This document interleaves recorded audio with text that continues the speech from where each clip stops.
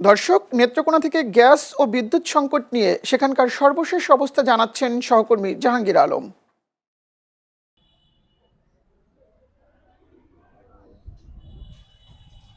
মিরাজুল, নেত্রকোনায় প্রায় তিতাস গ্যাস প্রায় 1 মাসেরও অধিক সময় ধরে তিতাস গ্যাস বন্ধ রয়েছে।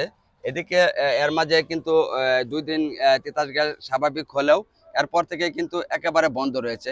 এদিকে বাসা বাড়িতে কিন্তু রাত 12টার পর কিছুটা গ্যাস আসলেও কিন্তু সকাল হওয়ার সাথে সাথে কিন্তু তা একেবারেই বন্ধ হয়ে থাকে। এদিকে আমি যদি আপনাকে আরেকটু জানিয়ে রাখতে চাই, নেত্রকোনায় প্রায় 5,500-5,500-এরও বেশি আবাসিক গ্রাহক রয়েছে তিতাস গ্যাসের। এছাড়াও রয়েছে 14 থেকে 15,000 সিএনজি। সিএনজি ছাড়াও রয়েছে অ্যাম্বুলেন্স, প্রাইভেট কার সহ বিভিন্ন যানবাহন। এদিকে গ্যাস না পেয়ে তারা ড্রাইভাররা আমাদের কাছে ক্ষোভ প্রকাশ করেছে।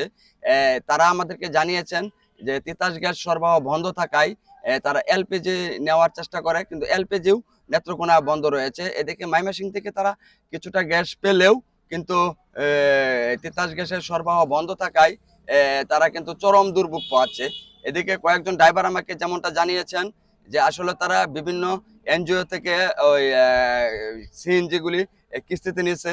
এদিকে তারা গ্যাস না পাওয়ায় তারা কিন্তু ঠিক মতন গাড়ি চলাচল করতে পারছে না, এবং কি কিস্তির টাকাগুলো তারা কিন্তু পরিশোধ করতে পারছে না।